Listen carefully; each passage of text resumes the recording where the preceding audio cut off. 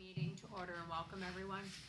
Good evening. This meeting is being held in accordance with the schedule of meetings adopted at the organizational meeting held on January 5th, 2026. Adequate notice of this meeting of the Kenilworth Board of Education has provided to the Home News Tribune, the Star Ledger, and local source on January 15th, 2026. A copy has been filed with the Kenilworth Borough Clerk, posted in the board office, the Kenilworth Borough Hall, Burley and Harding Schools, as is provided by the Open Public Meetings Act. Thank you, Mr. Ganello. Can we please rise and salute the flag? I pledge allegiance to the flag of the United States of America and to the republic for which it stands, one nation, under God, indivisible, with liberty and justice for all. Mr. Ganello, can we please have roll call? Yes. Biner. Here. Crincoli. Here. David. Here. Habather. Herdina. Here. Ladati. Here. Panici. Here. Tiers. Here. Zimmerman. We have quorum. Okay, thank you. We'll have the receiving of the minutes and committee notes of the secretary, Monday, February 9th, 2026, regular Board of Education meeting minutes, Wednesday, February 11th, 2026, Finance and Facilities Committee meeting minutes, Wednesday, February 25th, 2026, we have the Personnel Committee meeting minutes and the Finance and Facility Committee meeting minutes. Any questions on those notes? Can I please have a motion to receive and accept the minutes and committee notes of the secretary? Motion. Second. Dr. Concoli, seconded by Mr. Biner. All those in favor, please say aye. Aye. Opposed? Ayes have it, motion carried. Mr. Ganello, do we have any monthly correspondence? Yes, we do.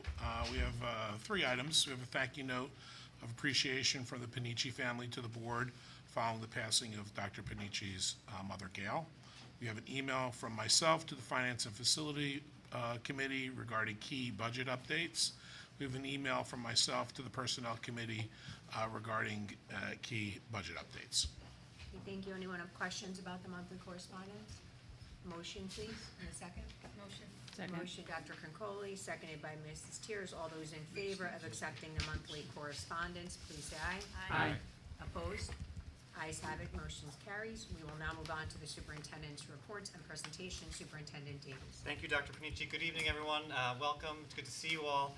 We are starting off with a wonderful group of middle school students, theater students, who are here tonight to, we want to recognize their amazing work this past weekend with Changing Charming, which was a fantastic production I enjoyed on Saturday night, led by Miss Fancy Necker. But first, I'd like to introduce David Brearley Middle School Principal, Miss Madeline Pavlicek. Good evening, everyone. Thank you so much. I'm really excited tonight to highlight some of our 8th grade cast and Miss Van Steenecker and Miss Terrell, who's not here tonight, for their wonderful performance this past weekend, Friday night and Saturday night of Changing Charming. I was there Friday night, and I have to say that in my past 5 years here, it was probably the best middle school play I've seen. So congratulations, you guys were really, really great. Just something to keep in the back of your minds. Later on tonight in the middle school budget presentation, I will be mentioning some extracurricular opportunities. This is one of the already existing opportunities at David Brearley Middle School. So you'll get to see some of the excitement that comes out of things that we get to do outside the classroom. So keep that in the back of your mind when I propose a few more later on. Ms. Van Steenecker?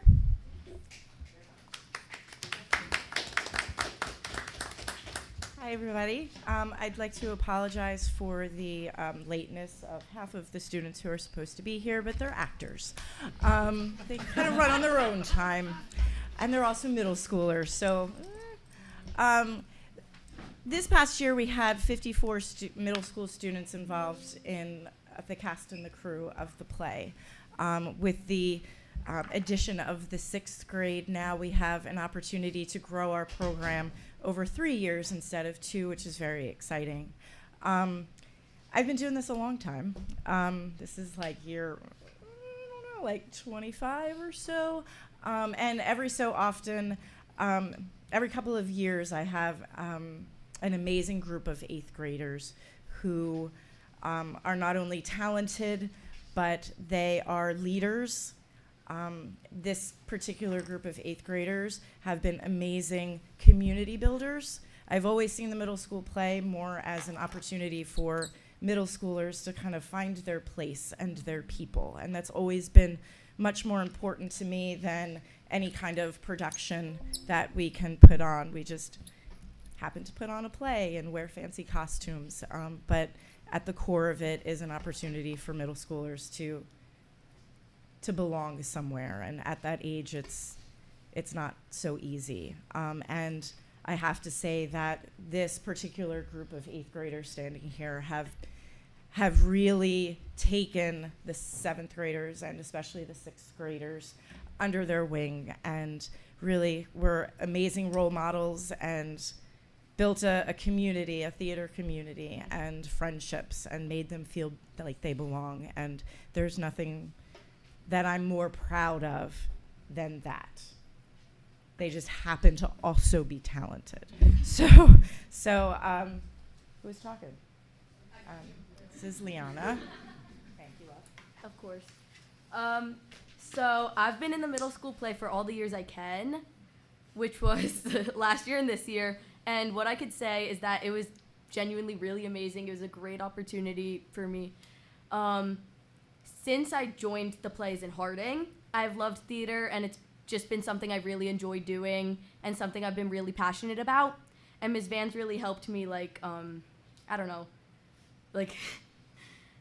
almost fuel that passion, if you guys know what I mean. And it's just been it's been amazing, and it helped me realize that I want to continue this through high school, through college. It's something that I want to try and pursue in life. And I just really think this was great. I love the middle school play. It's,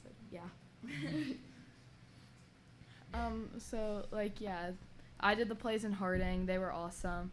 But I feel like the middle school play, especially this year, because I'm kind of a leader, I've really taken this as an opportunity less than to perform, even though this gave me the amazing opportunity and made me realize that I want to do this less as a hobby and more something that I actually want to do.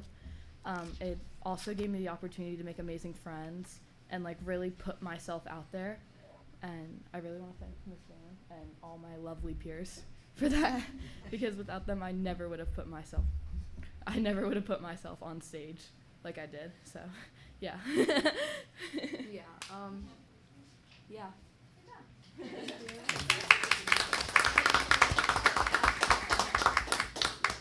So we have Jacob Al.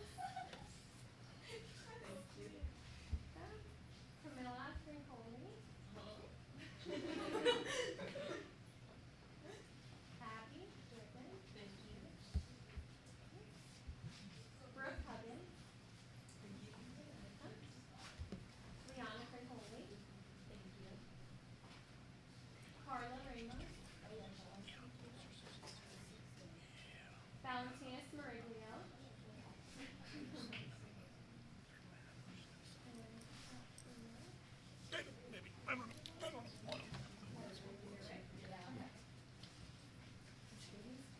Yes, we're going to take a group photo. If everyone could grab their, obviously, costume and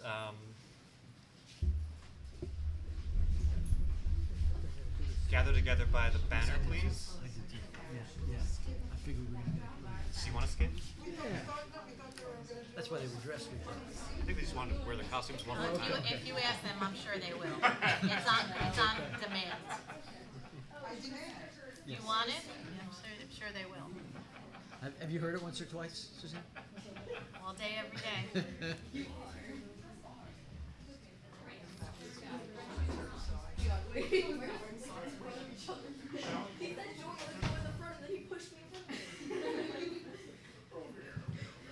Ms. Pavlicek?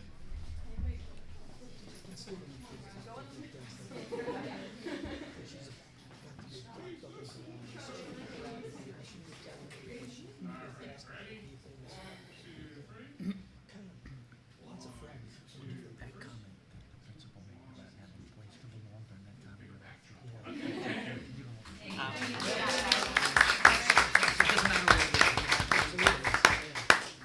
As the students leave, I just want to thank Ms. Pavlicek for providing this opportunity for them, and Ms. Van Steenacker for all of your leadership. And to the students, it's great to hear from the two of you, from all of you, about how this is more than just a skill on the stage, but it's about community, and it's about building community, and it's about supporting those younger than you who are rising up. So I really appreciate your leadership, and I thoroughly enjoyed the show on Saturday night. So thanks for a great performance. Do you want to do a scene? Is there a They want a scene. the board is asking for? How about the mail carrier shoot? That was really funny.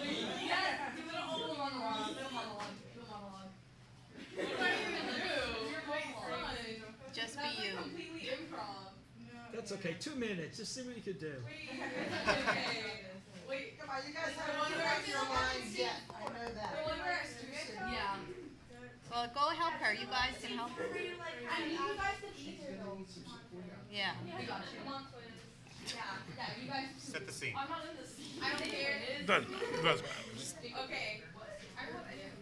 Wait, okay. I'm not gonna do the rock singers. Yeah, thank you. Okay. I don't know Wait.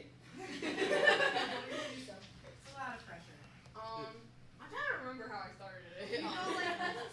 All these shoes. Imagine their shoes. Yeah, imagine their shoes here. Actually, I'm not taking it off. What is up with all of these shoes? Seriously, what is up with princesses and shoes? Especially Cinderella and Rapunzel. Cinderella's shoes don't even look good on her, especially no.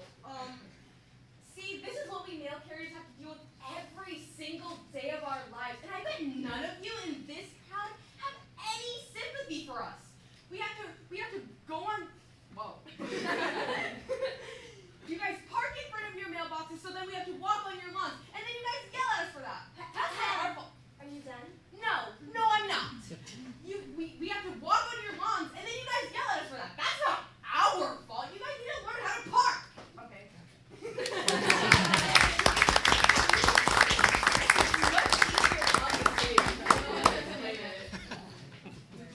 Okay. Congratulations, that was wonderful. Thank you for the 2 minutes. Yes, well done. Thank you, everybody. Thank you, Ms. Van. Moving on to our student report, we have Ms. Katie Lima here yet again to provide the David Burley Student Liaison Report. Thank you, Katie.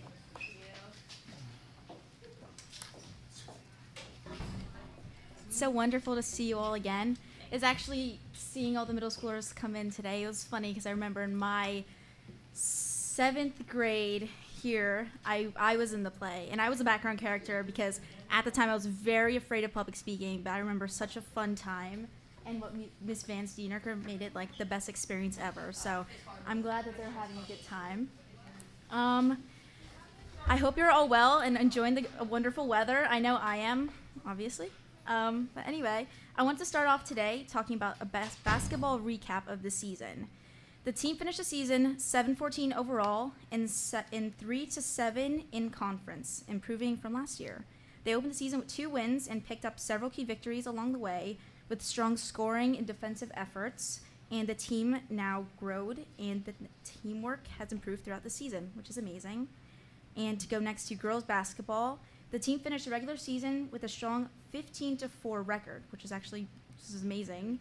The team was led by standout performances, including Georgia Sode, reaching 1,000 career points, and as they enter the postseason with this new strong momentum.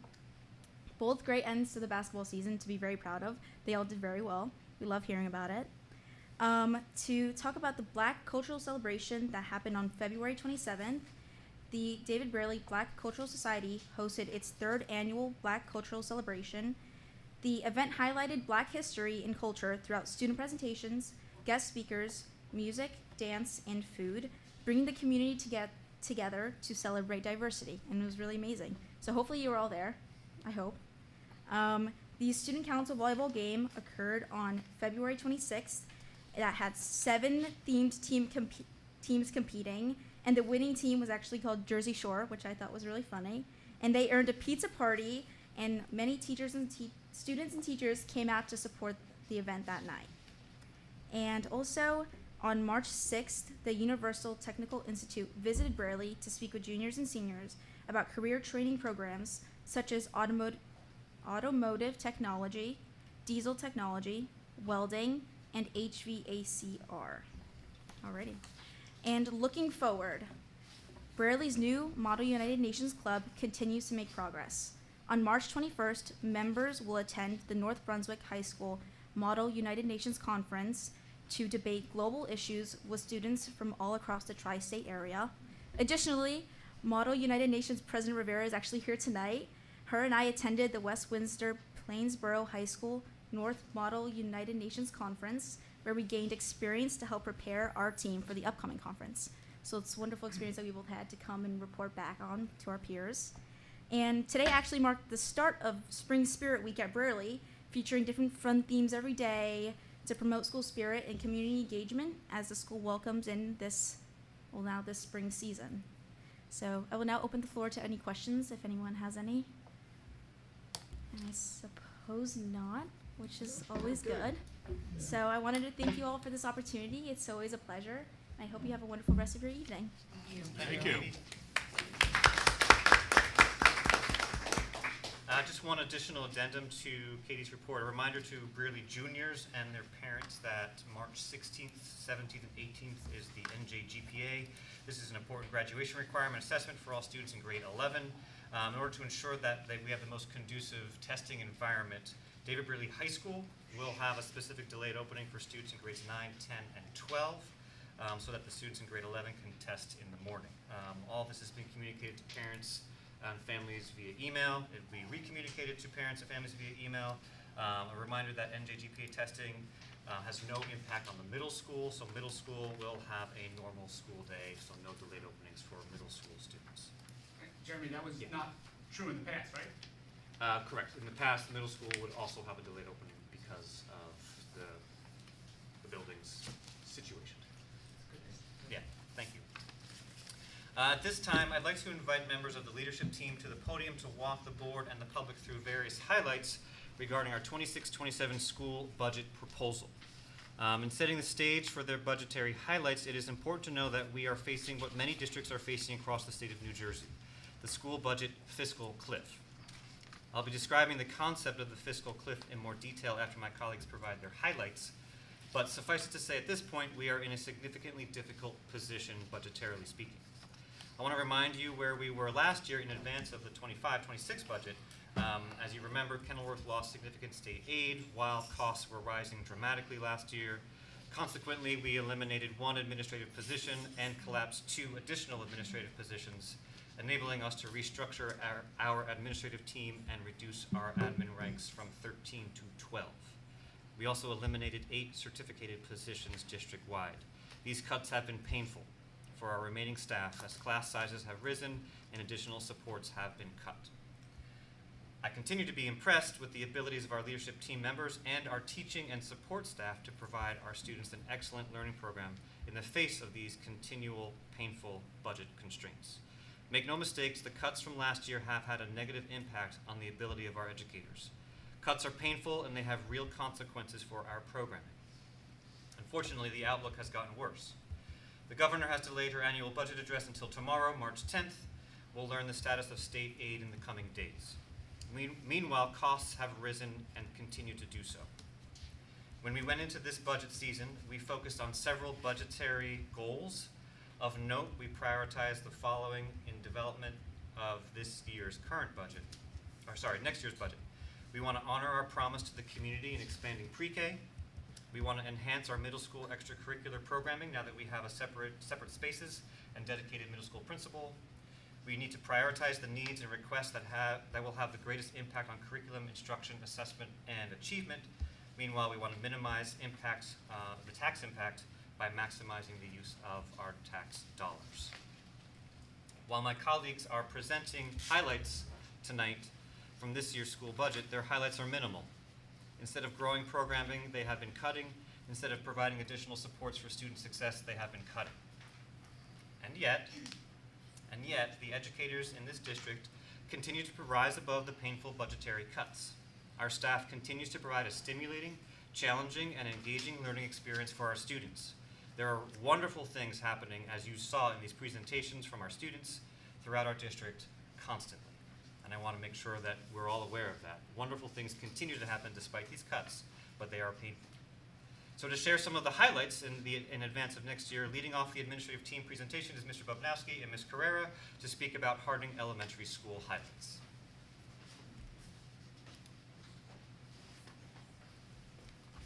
Good evening, everyone.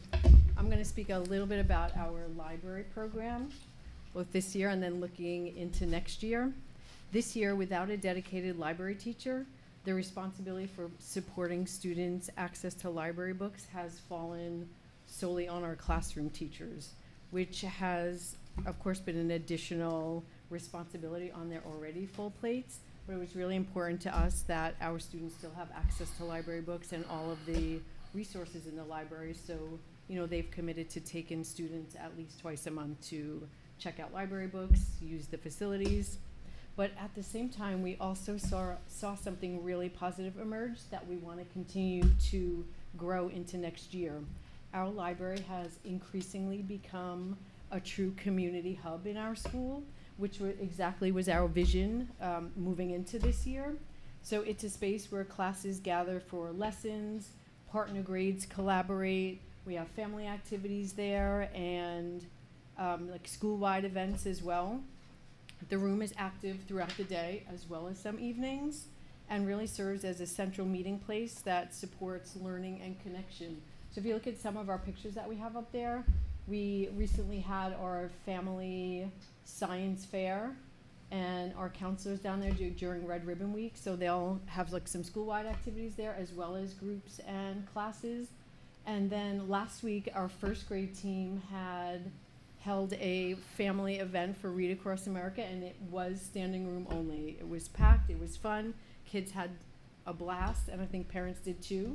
So we really look forward to building on that momentum, despite the fact that our library doesn't look like we want it to, but we're excited to continue to use this space in a great way for our staff and our students and our families.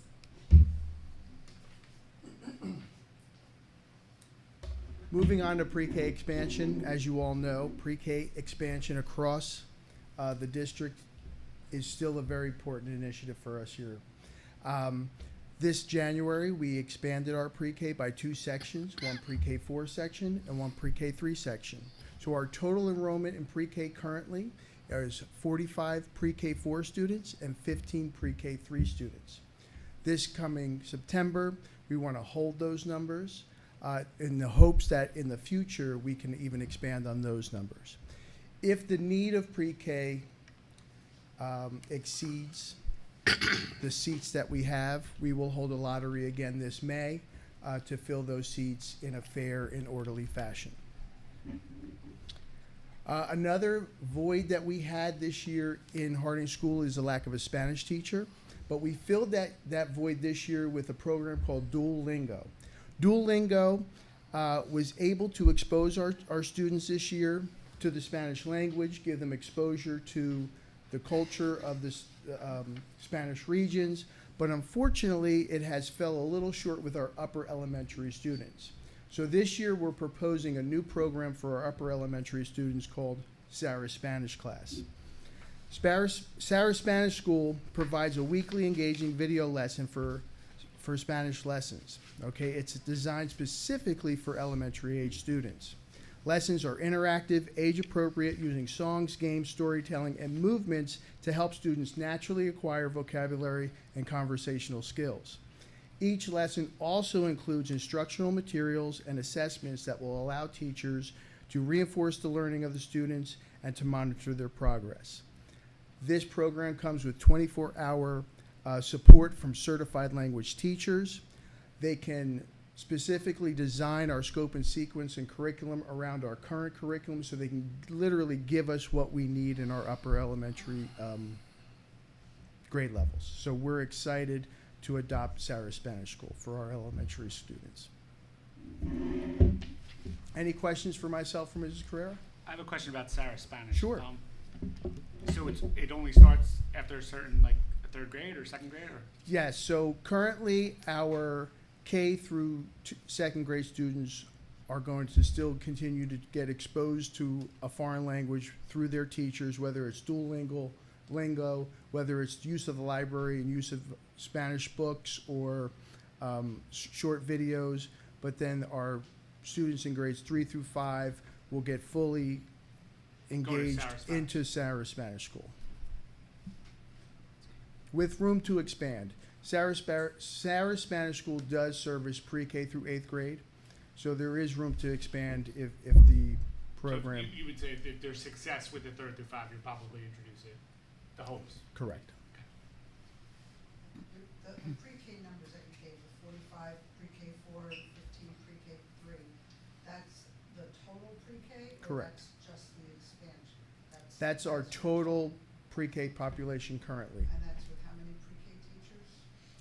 That is with four regular preschool teachers and 1 preschool disabled teacher. So a total of 5 pre-K Correct. teachers for that number of students. Okay. Thank you. Next, Ms. Pavlicek is going to speak about the middle school. Thank you, Mr. Bobdowski. Thank you, Ms. Carrera. Hello again. As you know, our budget is limited this school year. To navigate this and also still provide students with valuable opportunities through our budget, I've worked to partner with Student Council, the KEA PEP, and the PTO to offset some of our current costs so that we can still have extra opportunities that we haven't had before. There are 3 main budgetary points for the middle school that I would like to highlight tonight. We've loved having our own separate space for the middle school students that's developmentally appropriate. You'll notice items in the budget that will add life to the building, like bulletin boards for the hallways and bookshelves in our newly assigned ELA classrooms with the addition of 6th grade. In addition, now that we are separated, I've noticed an area that is lacking for middle school students is the amount of extracurricular opportunities compared to Harding or the high school. I've submitted a program improvement proposal which lays out 6 additional clubs, our own middle school musical, a school store, and 2 intramurals, which you will hear about in the athletic budget. These extracurricular activities will ensure that we are reaching the whole child at school and provide them additional opportunities to get involved and find their passions, as you just heard a little bit earlier. And finally, now that our middle school students are using these high school level science labs, you will notice funds in the budget dedicated to science lab materials. It's important that teachers in these beautifully equipped labs are prepared with the consumable materials that provide the hands-on experiences that students require in these spaces. Any questions for the middle school? It's middle school, kind of high school. I'm just wondering, do we have a wood making class? Wood shop? We don't have a wood shop. Oh, okay. So I was going to say they could make the bookshelves. Interestingly, it's, right? It's something that was on the proposal Yeah. list, and it's something that we already took off, knowing where we stand. But it's something that we were talking about specifically for middle school, offering an additional elective or cycle class to get students working with their hands in the woodworking field. But it is expensive to have. Yes, woodworking. absolutely. One day. Thank you, Ms. Pavlicek. Thank you. On to the high school. Mr. Luciani couldn't be here today, so I just wanted to highlight something about our budget, which I think is impressive. We are a small school with a small budget, but we are able to offer a really rich and robust array of course offerings, and it's something that we continue to prioritize, and it's something that I know that the Finance and Facilities Committee continues to support, and I appreciate the board's support for the high school to offer this amount of electives to enable students to find passions and to develop skills outside of the traditional, subject areas. I think is really amazing. So I just wanted to highlight that list. When you look at that list and you think about how small our school actually is, it's really impressive to see the amount of courses that we offer for our students. So, some of the new ones that are there that were introduced last year with the budget were zoology, hugely popular with our students, as you can imagine, medicinal chemistry, engineering. So those are just some of the new ones that came on board last year. Moving into next year, we want to make sure that we're continuing to support those programs and continue to invest in them. We don't have any new course proposals for the high school for next school year. We want to take what we have, which is already a robust array, and continue to support them. So that is from the high school perspective. Athletics, Mr. Miller is here to talk about athletics and the highlight. Mr. Davies. Before I get into talking a little bit about athletics, I just want to kind of add to something that Katie was talking about earlier regarding our winter athletic teams. The girls actually made it to the semifinals of the sections. For basketball, they wound up finishing the year with 18 wins, which I go back and I look as far as I could. Right now, I believe that is the second most wins that we've had in school history. So the girls had a tremendous year this year. Our boys did a great job of doubling, almost tripling what they did the year before. Wrestling had a great year. Finished with 15 wins, most wins since the mid-2000s. We have one wrestler who actually is advancing to the state tournament Thursday down in Atlantic City. Ryder Vorndren will be representing us down there. Our competition cheer team had a great year, finishing in the top 3 in, I believe, 5 of their 10 events they were at this year. So winter athletics had a really good year. Track team did really well also. Just kind of when we talk about athletics, I think one thing that kind of gets lost is the fact that I don't think people realize how many kids we actually have that participate in athletics. Probably over a quarter of our students per season participate in athletics. This, I think we average probably about 125 students per season who participate. The last couple of years, it's been tough on the coaches. It's been tough on trying to give our kids the things that we need to compete against some of the schools that we compete against. Coaches made some tough decisions this year, and we were able to come in under budget with trying to add a intramural program in the middle school. So I think a lot of credit has to go to our coaches and our kids for what they put out on the field to represent us, and I'm proud of the work that they've done. Just to talk a little bit about the middle school program we're looking to add an intramural program focusing mostly on soccer.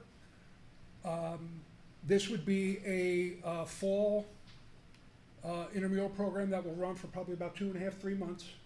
We're looking to have a separate boys and girls program where they can go out and learn basic skills of soccer, and it would be more competition against each other as opposed to us trying to travel and play other schools.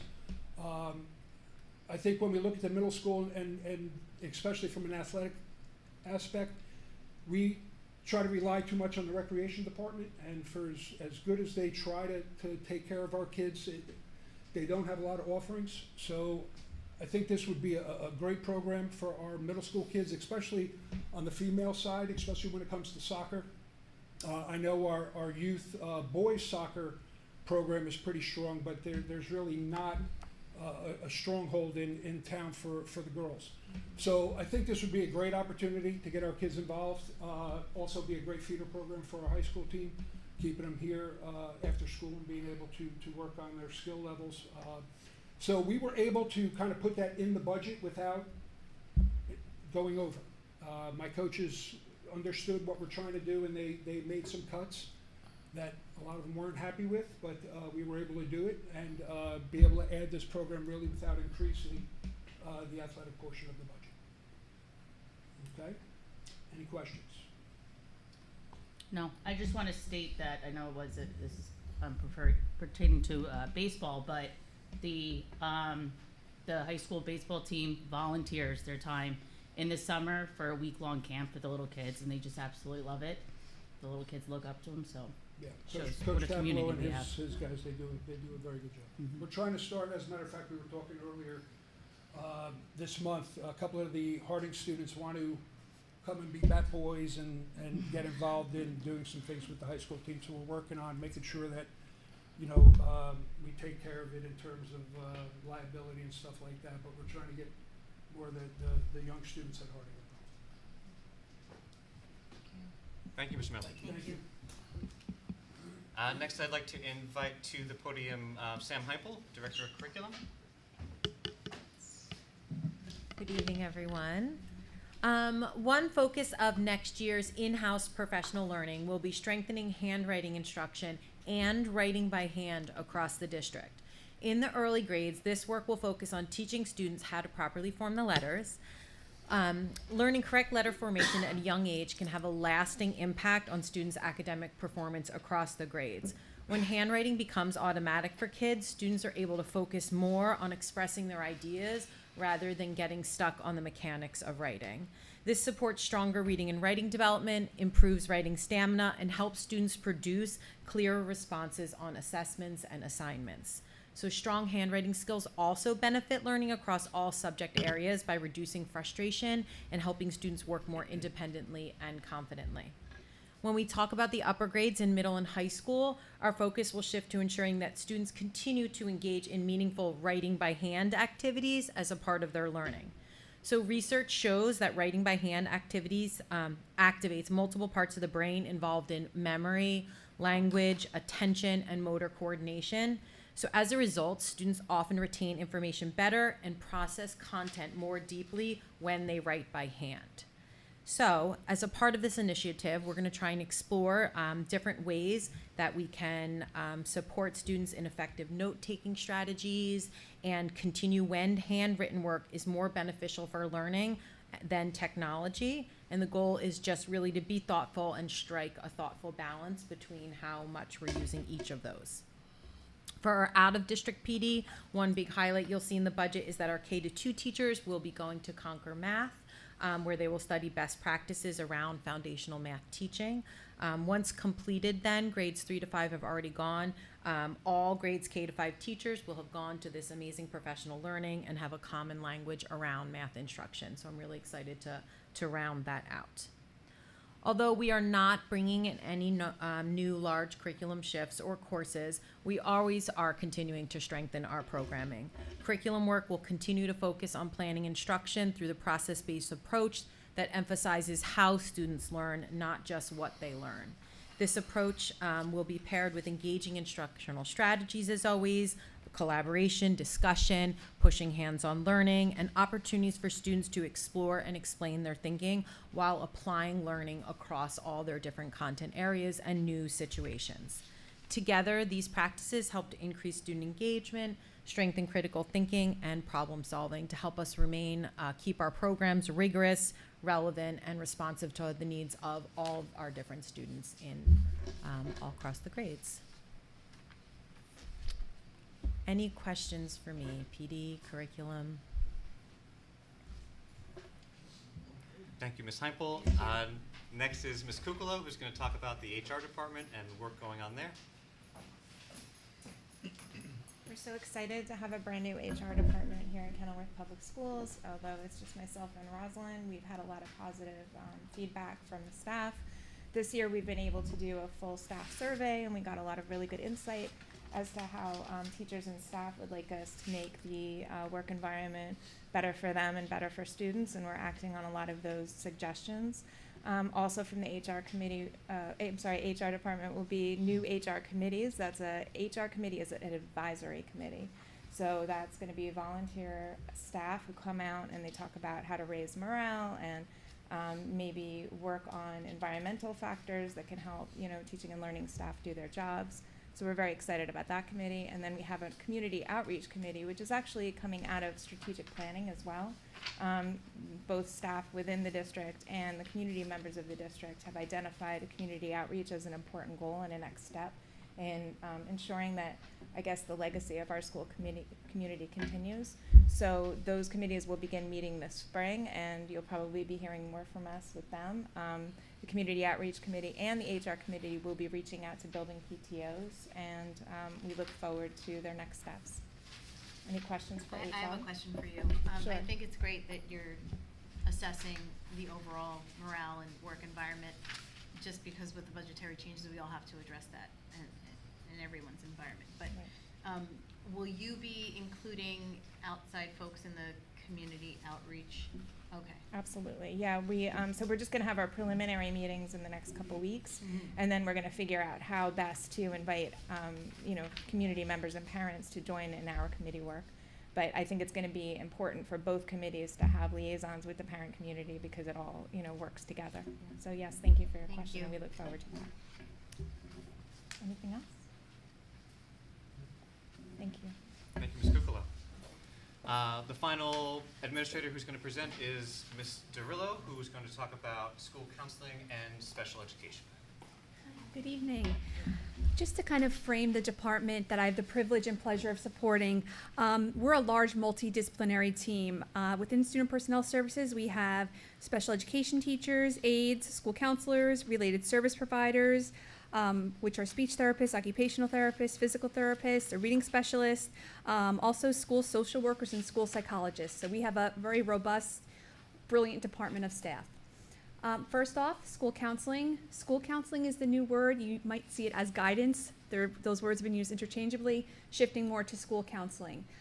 School counseling department spans grade pre-K all the way up through 12, and the budget reflects individual functions and really prioritizes different activities based on the level. So at our elementary level, our counselors are working on school-wide SELs, social skills development. At our middle school, we're looking at developing those peer relationships and really starting to push leadership skills in our students. High school, our counselors are supporting high school needs and really preparing for those post-secondary opportunities. In terms of special education spans ages 3 all the way up to age 21 when appropriate. We have individualized programming really based on eligibility and area of need. This can also include related services. Our department goals are designed to meet needs in the area of academics, social skills, and functional performance. We're looking to meet the needs of the whole child. Something that we've continued to push on is a focus on inclusive opportunities.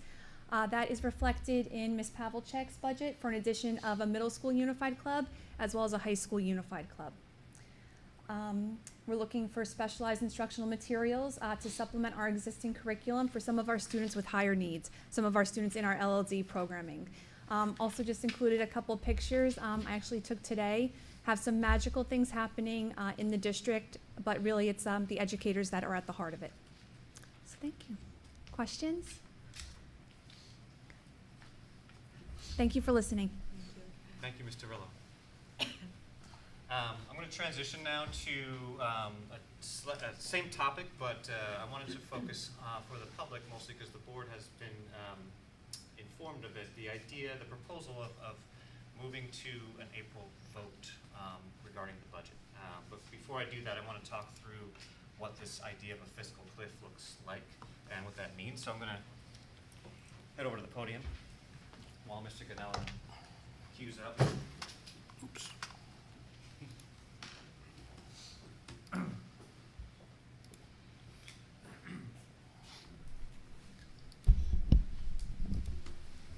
Oh, I forgot that. You're welcome. So I mentioned at the beginning of our budget presentation this idea of this fiscal cliff, and it's not a fake term. It's real. And many superintendents and business administrators around our county and around the state are experiencing this concept. I wanted to start off with just this idea of phase one. So you heard from our administrative team tonight regarding their budgets and the highlights from their budgets. But much of the budget that they have presented to us and that we have presented to you involves cuts, as I indicated. So you see the parentheses there in the column all the way second to the right. You see the parentheses there which show the negatives. So in the school counseling area, we've cut $6,000. In special education, $3,500. At the high school, $11,000. So you add all these cuts up, and specifically in curriculum and textbooks, you see $178,000 cut there. So you see with this phase one of our budget, we are coming in very slim. We are down almost 11% in terms of our budget. So that the team has done a lot of work here, anticipating where we are as a district with our finances, anticipating what we need to do. So they preliminarily made cuts before we need to potentially make further cuts. You take all of that, we already made cuts, and this is where the problem lies. Our tax levy for this current school year is $23,267,175. So that's our current tax levy. According to the rules, we are allowed to raise our tax levy by 2%, which equals $465,000 essentially. Which means next year's budget, which is what we're presenting, we can go up to $23,732,000. So that 465 is an important number to keep in mind. When we look at that 465 and ask the question, well, how far does that go? It gets very daunting and kind of scary. Our health benefits alone are rising approximately $900,000. Our out-of-district placement is going up. Our year-to-year increase in salaries is going up $735,000. And you can see a breakdown there. So all told, when we just move from one year to the next, simply because the calendar changes from June to July, we are over $2.2 million. So that 465 doesn't go very far. And that right there is the definition of the fiscal cliff. We cannot keep up with our expenses given the 2% cap on our funding. So that is the fiscal cliff. And this is not unique to Kenilworth. Every superintendent that I speak to is struggling with this.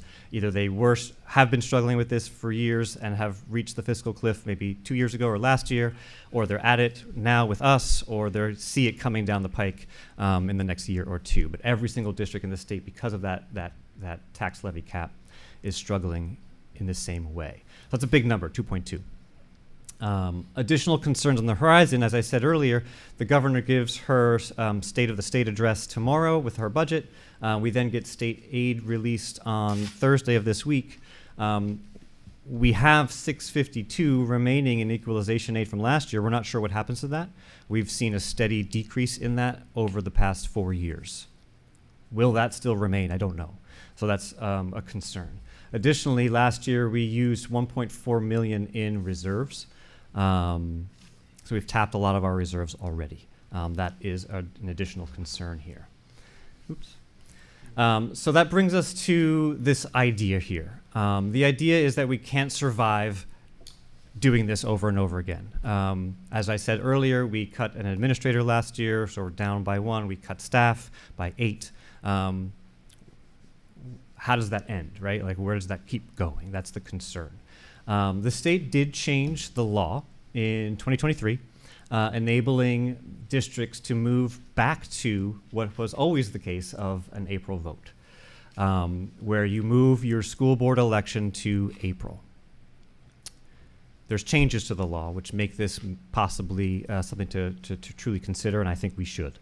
In the April vote, no longer is it automatically reinstating the public vote on the entire school budget. Instead, the base budget is not voted upon in this new law. The April vote allows voters to decide only on the items that exceed the tax levy cap and any other separate ballot questions. So again, only what's above the tax levy cap is what the public votes on. So we can pass our budget as we typically would, and then if there are things that we're looking to add, for example, middle school programming and whatnot, we can then go out to the public for a vote on those things.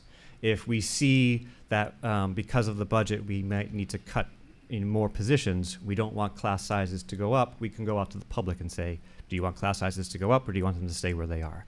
So the April vote enables us to go to the public and ask their opinions and see how they vote.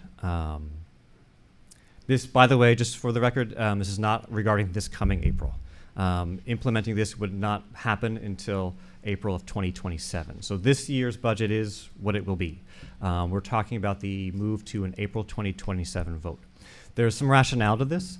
Kenilworth Public Schools is at the precipice of the fiscal cliff, as I just described. Each year, these inflationary increases, the accelerating costs, exceed the tax levy cap. That's the fiscal cliff. We have been buoyed by interest on our bonds and reserves. These are running out. That's another struggle. And without raising the tax levy cap beyond the cap, the district will slowly atrophy. We'll slowly just reduce programming, personnel, and then what comes of it. This is hypothetical, completely hypothetical. There's no basis in reality except for some of those numbers up at the top. Let's say health insurance costs rise 22%. Energy rises 7%. Sounds like it might be going up. Special education rises 15%. With this ongoing reality, again, this is hypothetical, we face another reduction in staffing. We have to reduce 4 teachers.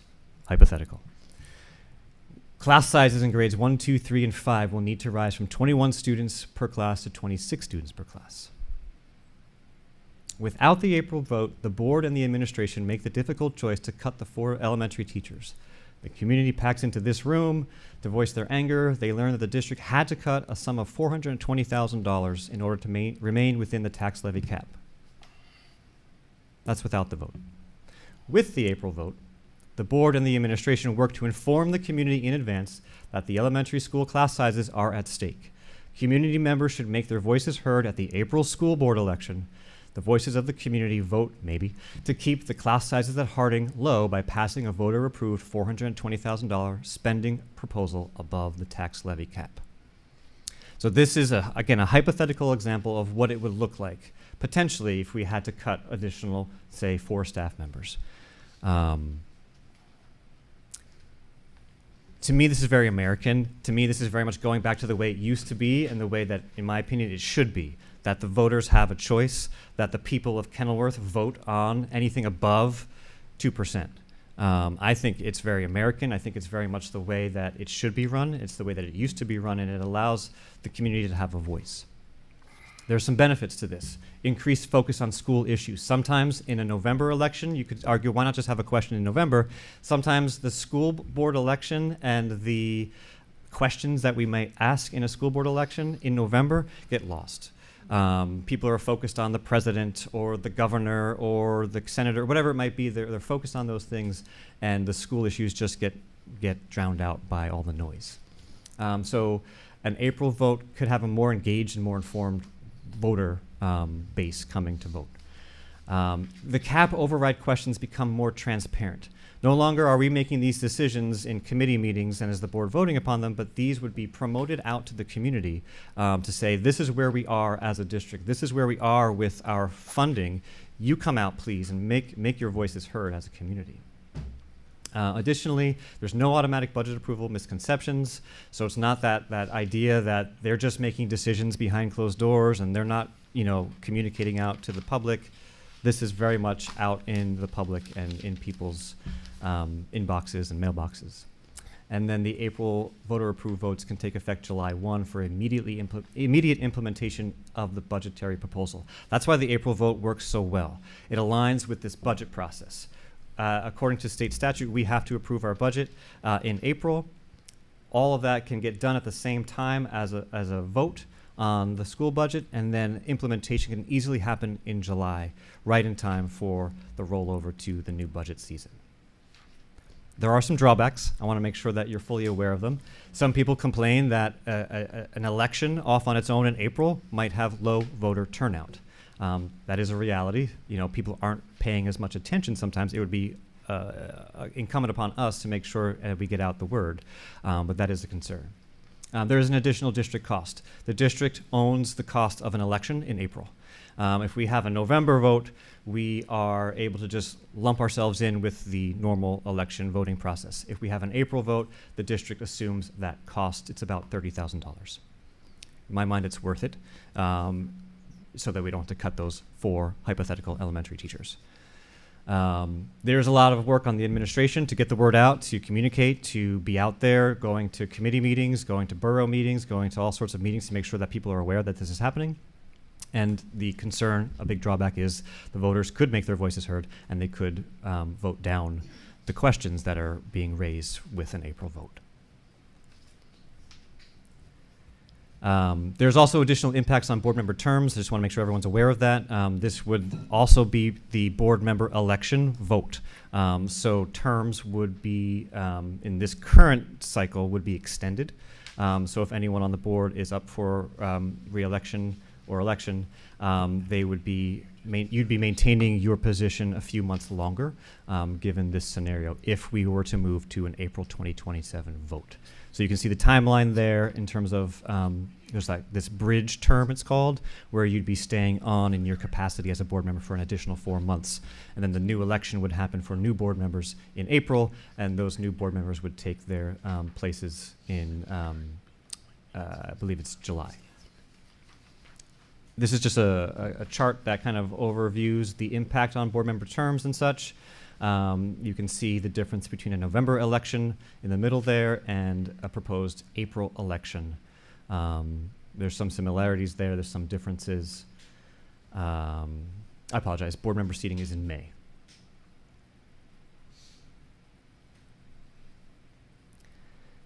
And so next steps, so we've already done committee meetings, conversations about this in committee, so everyone on the board has already kind of heard this presentation. This March 2026 meeting is the first time we're airing this idea in public. We'll be talking about it again in April, and then we have to make some decisions from there to then seek county approvals regarding elections and all sorts of things like that. So this is the first opportunity for this to be aired in public, and I wanted to make sure that we had a thorough presentation aligned with hearing from my colleagues about where we stand as a district with our budget. So you know why I believe that this is the only way forward for our district to transition. But it's not only that, I also think it's very American. And I think it's the way to let people vote on things and to get their voices out there and to help us decide on these big decisions for our school district, for the public school district. So what questions might you have at this point? And I'll also invite Mr. Ganella to potentially answer them as well. Just one question. So the town, folks in the town will get a ballot like we do for a normal November election with these questions and et cetera. Correct, who to yes. vote for in the candidate. Yes. Okay. I had a question for you.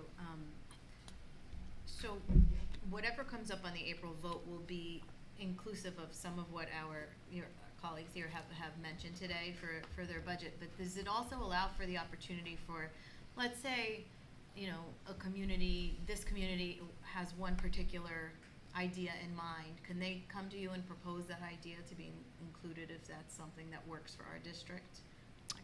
Is this an opportunity for idea sharing? Absolutely, Or to increase the opportunities that we already have that we may want to strengthen? Absolutely. So I've been talking a lot with the Westfield superintendent. They started the April vote 2 years ago because they faced their fiscal cliff 2 years ago. So Westfield moved to the April vote. He describes it as we can build again because he was in the boat of just cutting every year, cutting more staff, cutting more programming, and they were able to reverse that.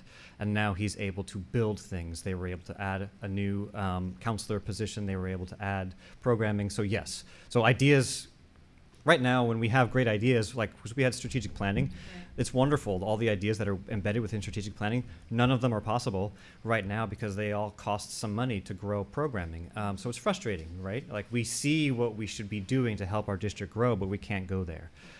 So yes, absolutely. Having the voice of the community come and inform us where we all want to see our district move. That's what strategic planning was. And we would certainly be open to that moving forward. Absolutely. With the budget and the vote, like you said, the base budget would automatically be protected. Correct. It's the 2% or under, so it doesn't get touched. Correct. What would be put out on the ballot that people would be voting? A number amount or specific items? And if it failed, does it stick to those specific items, or is it a number amount and then we have to figure out what we're doing? That's a great question. You have to put out the number and the programming, and we would have to make sure that whatever programming that we're putting out there for a vote are things that we could do without. So you cannot put, healthcare. That's not negotiable. We have to pay those exorbitant fees. If it went down, whatever item was on there. Right. Exactly. Crayons, whatever. Correct. Yeah. Would no longer be something that we could do in that budget. Correct. Yep. Thank you for the question. I just Yeah, want to please. clarify when we're talking about that base budget, 2%, it includes any statutory adjustments that are allowable, if the board so chooses. So there are allowable increases for such things as health benefits and increased enrollment.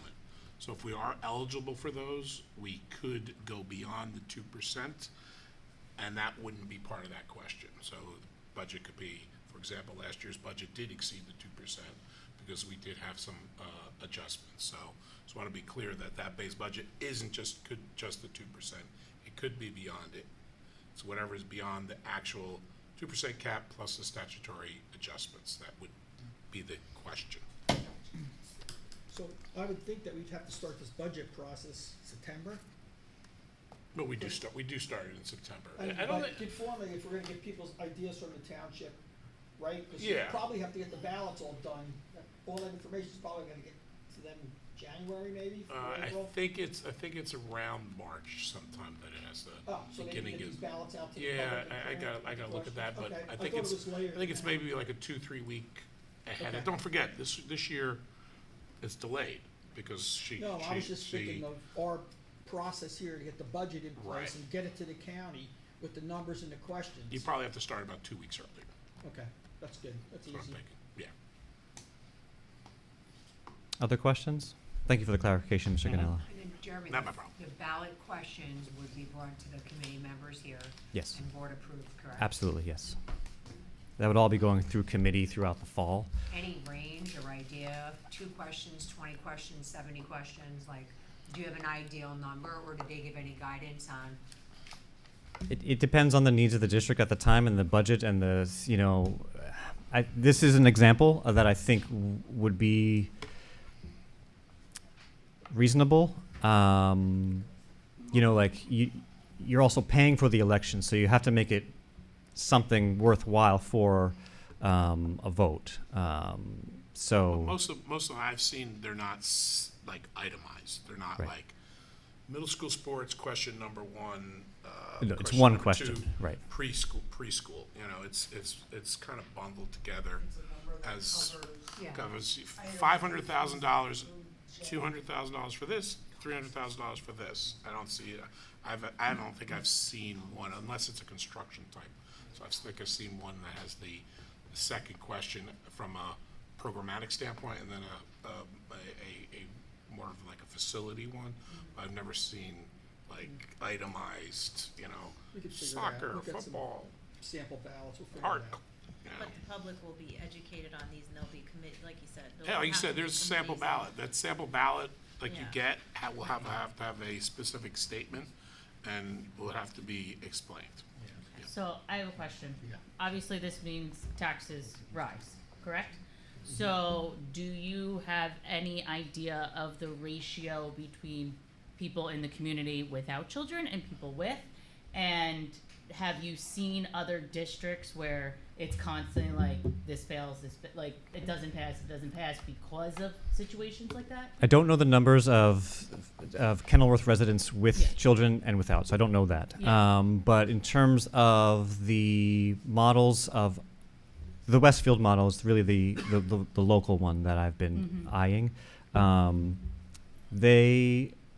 The way that superintendent describes it, they had to unfortunately go through significant pain in order for the public to be aware of what was at stake. And so one of the concerns that I have is that I'm trying to be proactive and do this in advance of the pain. Yes. And that could honestly backfire, because if people aren't aware of the pain, then they won't come out to vote potentially. That's a concern that I have.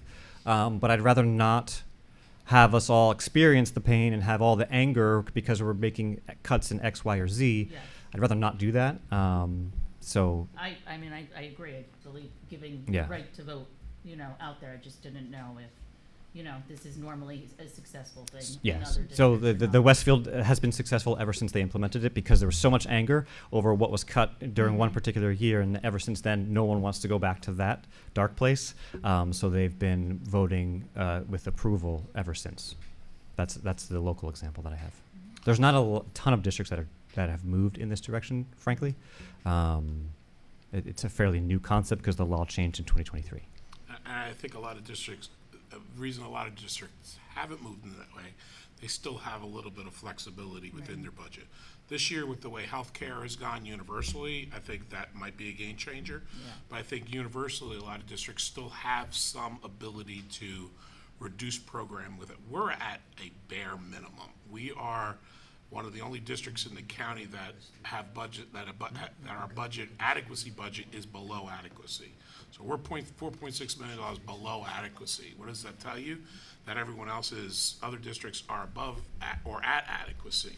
So there's a whole slew of programs that they could probably say, well, you know what, let's do this with the, instead of having 3 basic skills teachers, we'll have 2. We're barely at that, So there are, I guarantee you most of the schools have some type of Spanish program, have librarians, have those type of things. We don't have those, So these are the things that, that I think is though a lot of districts are really seriously challenged with this health benefits this year. When I talk with other superintendents and they tell me they're facing this fiscal cliff and, oh my goodness, we're gonna have to cut these things, it makes me chuckle inside because we don't have those things already. Like they're talking about cutting these wonderful things. And I think, oh my gosh, I wish we had that, but we don't even have those things that they're thinking about cutting, and they're talking about this in the same way. And it also goes to the state aid numbers, because if you go back 2 years ago, when we got cut originally 18%, basically every other Union County town got increases. Right. In fact, I think except we got cut, Berkeley Heights got cut like $1,000. Yeah. So all the other towns got increases. So that also is a problem. This current school year budget, we're $1 million less in state aid than just 2 years ago. So we're dealing with that too. Well, it goes back to the funding formula, who it serves. So we've talked about that, serves some communities, other it doesn't. It doesn't serve our community. Because as these assessments are going up, it shows the town is very wealthy, and they say, let's just take some more of your money away. So that is something we've mentioned at meetings over the past 2 or 3 years. State's aware of it. They know it's a problem. Nothing has been done yet to pitfall to kind of support the different communities. And the other flaw in the funding formula was they took away the state aid, but they didn't allow us to increase beyond the 2%. There should have been some type of statutory adjustment to allow us to recoup some of those costs. Right. But good. By raising taxes, granted, but, didn't. And everybody talks about changing this, the state aid formula. It could be worse for us in the near future. We don't know. Could. Mr. Davies, Yeah. is there an example from Westfield that has been very positive that you might want to share? That just an example for the community to hear. Sure. Why don't I don't want to misquote their programs and their numbers. Why don't I do that at the April meeting? Okay. And I think that's a good example to share. The Westfield superintendent has shared all of his presentation materials with me and all of his for the past 3 years. Okay. So I have all of that. So I think it would be a great idea to share that with the public too. Thank you. I appreciate your openness to this. I don't see any way to survive without changing the dynamic, unless something miraculous happens in Trenton tomorrow and Thursday. But I don't see that happening either, just given the rhetoric coming out of Trenton regarding the overall state budget. So I'm concerned about our future, and I'm trying to be proactive. And I just thank you for your openness to this and appreciate your time. I have a few other things before I turn it back over to Dr. Panici. I just want to give a shout out to our supervisor of buildings and grounds and our maintenance crew. I know it feels like spring outside, but imagine, like, what was it, 2 weeks ago? We had 2 feet of snow. They worked overnight, literally overnight, pulled an all-nighter. We're here on campus through the course of that storm, constantly plowing. They were here. They basically worked a 26-hour shift. To make sure that we were able to open school on Tuesday. And I just appreciate that. Their prioritizing of classroom instruction and making sure kids can go to school, it brings a tear to my eye, and I just want to say thank you to that crew. They did a fantastic job. They did an amazing job. And they did. think we were one of the only districts open that day. We're one of 3 in Union County that were open that day, yeah. I also sent a letter to the Kenilworth Council to thank the DPW for their collaboration with our crew, because there was a lot of collaboration, sharing of resources, and communication between the organizations, and it worked, and we were able to run school, and everyone got in safely, and it was great. So thank you to them. Spring sports started today. As you heard, I just want to remind everyone that you will be seeing at some point in the near future a net going up along 14th Street to protect those community members from errant foul balls. So that was something that there was a presentation from someone during public comment back in the fall. The board has approved that, and so you will see a net going up, which we hope will minimize any errant baseballs heading over there. So Superintendent Davis, just as you just kind of mentioned, but to be clear, so a member of the public came, expressed their concern, talked to you, talked to the board, and the problem got solved. Correct. Yes. Thank you. And just came here, didn't go on Facebook. Correct. There was, yes. Thank you, Joe. Appreciate that.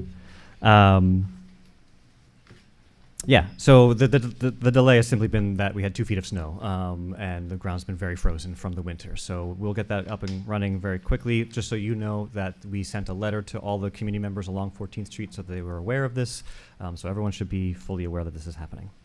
Also want to bring your attention to, in your packet, is the newest David Brearley Essay Scholarship. So a thank you to the Board of Education for approving the Horace Hayman Memorial Scholarship Fund to provide support for 1 additional Brearley senior this year in the class of 2026. This is to recognize and honor the 250th anniversary of the signing of the Declaration of Independence, and in conjunction with Kenilworth's AmRev 250 celebration throughout this calendar year, we are also doing our due diligence to honor and recognize the 250th anniversary of our nation's founding. David Brearley was an integral founding father. And so we have a wonderful essay for our seniors to fill out and complete with a $500 award. The question is, who was David Brearley, and to what extent did David Brearley's concept of the New Jersey Plan and his ideas around judicial review influence the founding of our nation? So I hope some seniors who are here tonight maybe fill that out and tell your friends. As you heard, pre-K registration is being opened up, so I won't belabor that point, but March 23rd is the opening of pre-K registration. Mr. Bubnowski and Ms. Carrera have communicated that out to parents, so please spread the word. You'll see resolution number 12 is our school calendar. Excuse me. So I've been communicating about that and what that entails. Note that I did add 2 additional snow days because we had been taking a risk with only 1. Given this winter, no point in taking that risk. So we have the traditional 3 snow days embedded into the school calendar for next year. So that was just 1 revision. Also want to draw your attention to resolutions 27 and 28. Resolution 27 is new policies. You heard the first reading last month. Policy and Regulation 1552 is sexual harassment. This is because we've abolished previous policies, and we're creating 1 large sexual harassment policy involving Title VII and Title IX. Also, Policy and Regulation 2535, which is library materials. This was due to the Freedom to Read Act, so you'll see new policy there, this is the 2nd reading, so we're approving that policy tonight. The revised policies are policy 0142.1, which is nepotism. Every Board of Education needs to implement a nepotism policy. The updates to this one is simply that the Executive County Superintendent can also approve questions involving potential nepotism situations. And then Policy and Regulation 9130 is about public complaints. The reason why that one's being revised is simply because we have the new library materials policy, so we're simply taking library books out of the public complaints policy and moving it into the library materials policy, thus the changes. Resolutions 13, 14, 15, and 16 are 4 separate retirements of Miss Nancy Betchler, who has served Kenilworth for 29 years, Miss Jen Donahue, who has served Kenilworth for 30 years, Miss Lorraine Shaw, who has served Kenilworth for 36 years, and Ms. Michelle Zickgraf, who has served Kenilworth for 22 years. I want to thank each of these staff members for not only their service to our students, but their dedication and loyalty to our district. We look forward to celebrating their upcoming retirements at a future meeting, but in the meantime, I congratulate them on coming to this career moment, and I wish them all the best. Mr. Ganello is going to present a brief overview of our referendum projects. You're staying there, or you're coming here? I'll come up there. All right. Feel better on the feet.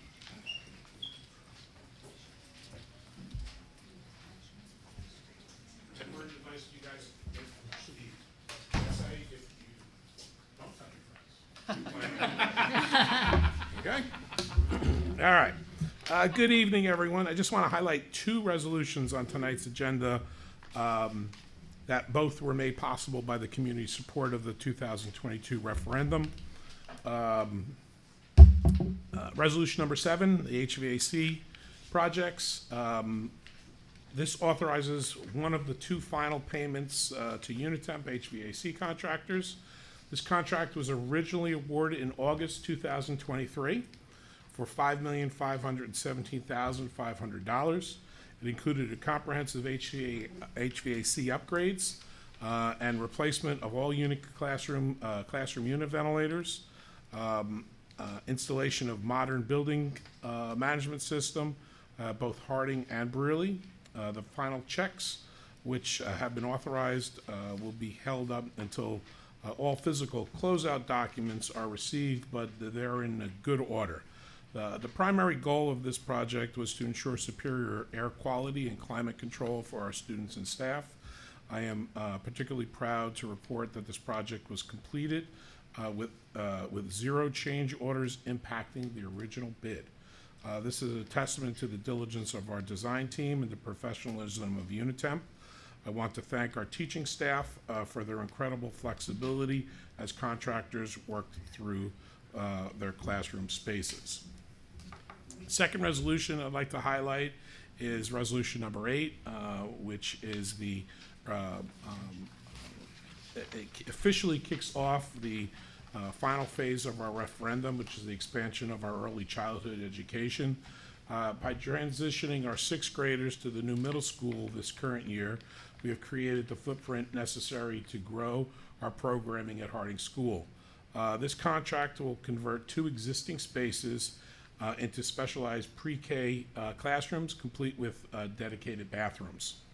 To put the growth of our early childhood education into perspective, in 1989, when I started here, we had only 3 classrooms dedicated to half-day kindergarten.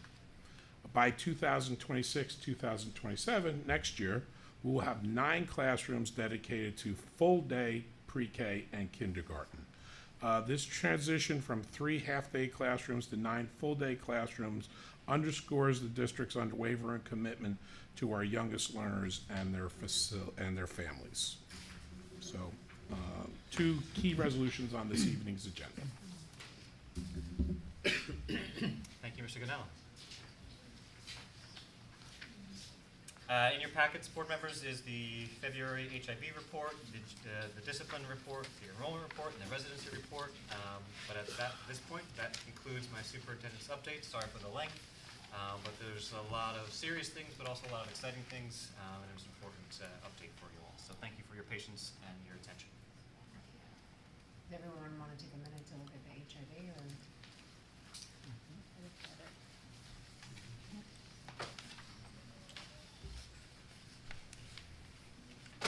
Mr. Davies, while everybody's looking at that, I was looking through the thing. Is there a decision about March 20th in here or not?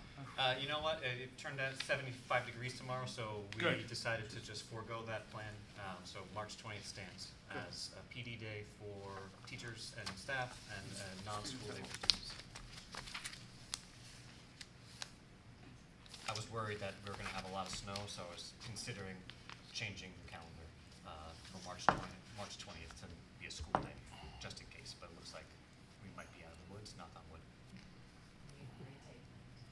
I'm sorry? I said we have a great day planned. And we have a great day plan. We have a great day plan for our staff, absolutely. Any No questions on the report. Questions on HIV? Do you need another minute? No questions. No? Okay. Thank you, Superintendent Davies. We'll now move on to report of committees, review of resolutions, and board discussion. Up first, finance, facilities, and negotiations, Mr. Ladani.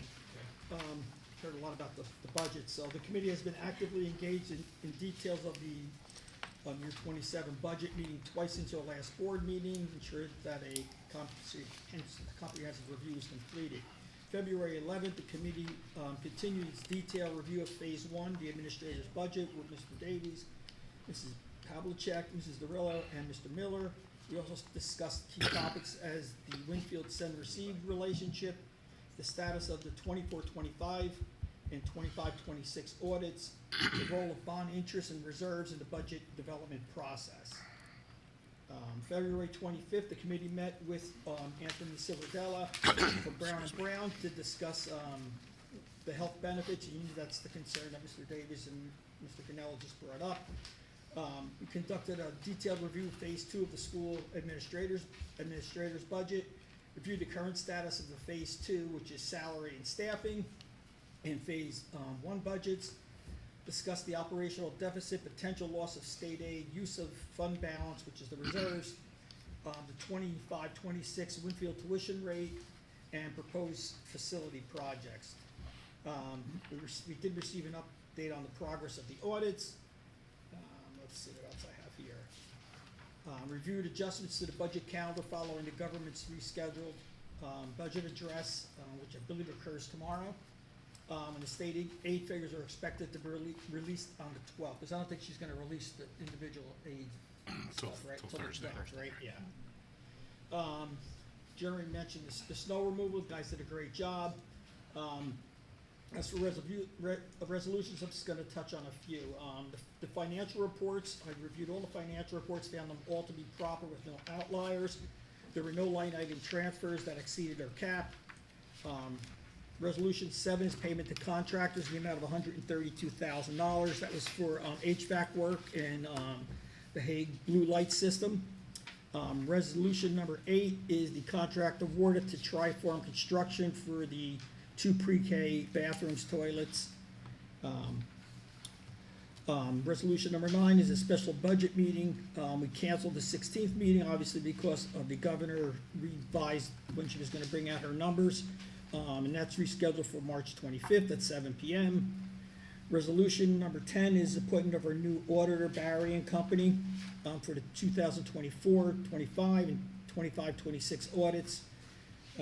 Resolution is nursing services, agreement with Health Source Group Incorporated to provide substitute nursing coverage for the 26-27 year. And 27 is the district calendar. And I have nothing for negotiations, so that's it. Anyone, questions for Mr. Ladani? Just with the resolution 12, the calendar, did we take the pulse of the staff on that one at all? I know we talked about The the snow days? calendar, no, not the snow days, the start of the school year for you before Labor Day. We did not take the pulse of the staff. There has been conversations with the KEA about the potential for starting before before Labor Day in the past. There's not a formal taking of the pulse. There's been anecdotal taking of the pulse and individual conversations that myself and some other administrators have had with teachers. You have people on both sides of the spectrum. Some people don't want to start before Labor Day. Some people don't want to stay so late in June. I'm just wondering, Yeah. because just traditionally, that being the normal end of the summer, many people having young children themselves and dealing with those last, the last hurrahs, and now finding themselves in a situation where, okay, well, now I'm going back and I've got to get the child care situation because my kids aren't starting back until after. I just was concerned for the staff Sure. in that respect. We are seeing more and more districts start earlier than Labor Day. Not everybody, obviously, not everybody, but we are seeing that as a slightly growing trend. But I'm happy to field staff responses to that. They'll be getting an email from me in the coming days regarding kind of logistics about the calendar. Well, unless we vote on it tonight, it'd be kind of too late unless we bring it back. I mean, I think, yeah. Okay. I'm just wondering if we thought to ask them about it beforehand. I think, well, we did not. Okay. Anyone, any other questions? Okay, thank you, Mr. Ladati. Now Personnel and Management, Mr. David. Thank you. The Personnel Committee met on February 25th. During the meeting, we conducted a review of upcoming staff requirements and their impact on the fiscal year 27 budget development process. We established the instruments and timelines for the annual superintendent evaluation and the board's self-evaluation, and we discussed the process for filling the position of school business administrator. There are a number of resolutions under personnel this evening. The first 4, 13 through 16, Mr. Davies already covered. In his report, those are the retirements. So I'm jumping to resolution 17, that hires Rafaela de Oliveira and Aaron Villela as classroom aides. Resolution 18 approves an unpaid leave for Jamie Ripkowitz through April 12th, 2026. Resolution 19 approves 5 teachers to cover PE health sections during staff leave. Resolution 20 appoints Elliot Platt and Paul Jones as assistant track coaches. Resolution 21 is for the SAT boot camp. It approves Anthony Rossetti and Paul Weinstein to provide SAT tutoring. Resolution 22 is mentorship, assigns Leanne Dunn as a mentor for novice teacher Karen Moss for 10 weeks. Resolution 23 is for student teachers. It approves Caitlin Marcus for Montclair State for a student teaching placement. Resolution 24 approves a counseling practicum partnership with Montclair State University for the 26-27 year. And lastly, Resolution 25 approves a list of 4 new substitute teachers and aides at the approved per diem hourly rate. That's it. Any more questions for Mr. Abel? No? Okay, seeing none, we'll now move on to curriculum instruction, Mrs. Stewart. There's just one resolution tonight, Resolution 26, and it's the approval of the HIB report from January. Any questions? Okay, thank you. Now moving on, we'll move on to old business. Is there any old business? Please continue to use the website, the social media pages, and communicate any questions or information you have with the superintendent, principals, vice principals to get the correct information. Anything under new business? Okay. Did we need to address the policy review category? So Jeremy discussed and read during his presentation the policies. I just didn't know if we needed to. No, he brought it up and then we asked if anyone had questions. If anyone has questions, happy to answer. Yeah, does anyone have any, that's what we've been following, so does anyone currently have any questions about the policy review? Nope. Yep.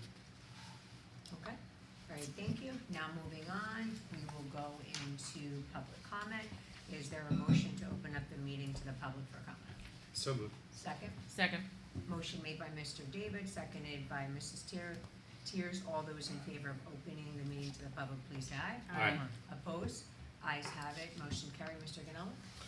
Public comment will now be accepted. The Board of Education sets a limit for the public to speak at a board meeting to 5 minutes per person, unless prior permission has been granted by the Board of Education pursuant for extended time, pursuant to a KBOE bylaw 0167. Please be reminded that while members of the public may speak on personnel matters during public comment, the Board of Education is legally prohibited from discussing individual personnel issues in public session unless the employee at issue has requested a public discussion. The board's role is to set policy and ensure the effective operation of our schools, while personnel recommendations are the exclusive responsibility of the superintendent of schools. The board reviews and acts on those recommendations in accordance with state law and district policy, but does not initiate or manage individual staffing decision. For the record, please include your name and address prior to making any comments. Is there any public that would like to come up and comment at this time?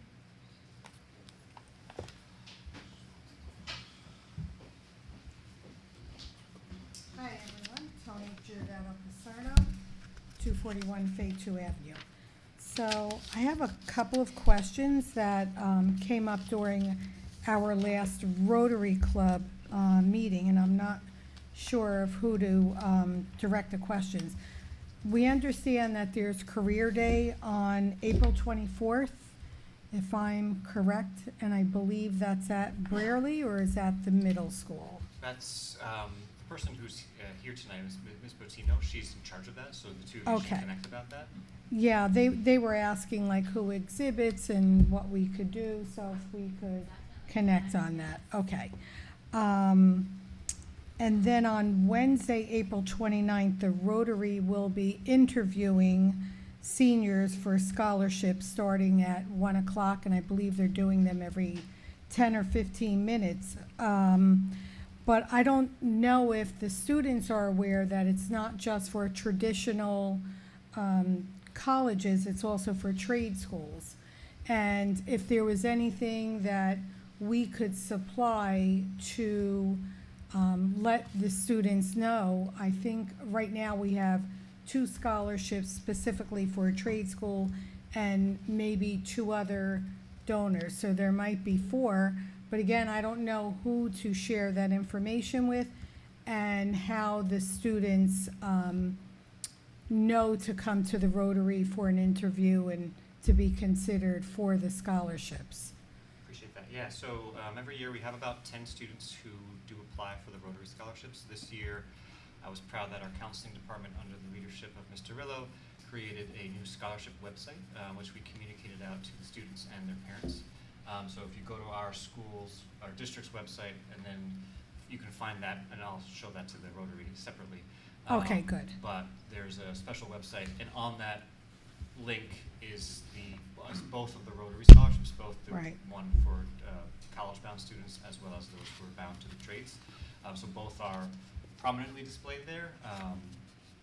So students, if they're reading their emails and listening to announcements and checking their Google Classroom, they should be aware.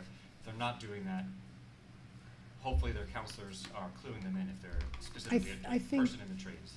Katie, you reported on that, and then I relayed that at last week's council meeting, but when I was at the Rotary Club, it seemed like they thought there were more or whatever, but I'll figure that out tomorrow at our next meeting. Last thing is, March is Women's History Month, and the mayor had a beautiful proclamation prepared and surprised me and presented it to me, but I would like to pass this along to Katie tonight. And if I could just read one section of it, because it's very long. It just says that this year's theme is designated by the National Women's History Alliance is Leading the Change, Women Shaping a Sustainable Future.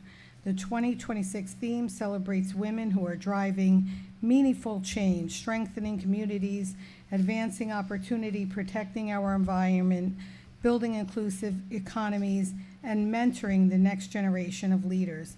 And when I first met Katie, that's what I thought of her. So I know she's new on her path, and I wanted to give this to her to have. I enjoy her conversation. She's so articulate and full of information that I shared at council, and that Hector comes to every one of our council meetings. I love it.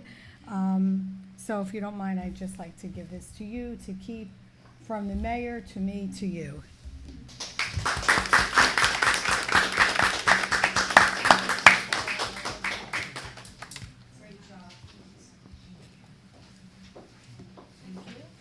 Is there any other public that would like to comment at this time? Motion to close the public portion of the meeting? Second. Second? Okay, motion made by Mr. David, seconded by Dr. Congoli. All those in favor of closing the meeting to the public, please say aye. Aye. Opposed? Ayes have it, motion's carried. The meeting is now closed to the public. Mr. Ganella, be prepared to vote on. Yes, and we have a are. roll call of resolutions. We have 28 resolutions on this evening's agenda. Do any of those need to be voted on separately? Number 12. Okay, this is resolutions 1 through 28, excluding number 12. Okay, Biner, Yes. Crincoli, Yes. David, Yes. Hardina, Yes. Ladati, Yes. Tiers, Yes. Zimmerman, Yes. Panici. Yes. Motion's carried unanimously. And this is resolution number 12 on the agenda. Biner, Yes. Crincoli, Yes. David, Yes. Hardina, Yes. Ladati, Yes. Tiers, Yes. Zimmerman, No. Panici. Yes. Motion carries. Thank you. Mr. Ganala, do we have a need to go into closed executive session? We do. Okay. At this time, can I please have a motion to go into closed So executive moved. session? Can I have a second? Motion made by Mr. David, seconded by Mrs. Tiers. All those in favor of going to closed executive session, please say aye. Aye. Opposed? Ayes have it, motion's carried. Mr. Ganala? Be it resolved by the Board of Education, the Board of Education meet in private session from which the public shall be excluded to discuss the topics of potential litigation and attorney-client privilege, which private discussion is being held pursuant to Section 7B and 8 of the Open Public Meetings Act. The matters under the discussion will be disclosed to the public as soon as final decisions are made and voted upon. This concludes the public portion of our meeting. We will not be returning and taking any action this evening. Thank you. Thank you, guys. Everybody. Take care. Thank you. See if you turned that off. Should check if you turned the cameras off. Thank you. The new guy. Always. Yeah. We usually wait. I'm sure. Do you have anything besides the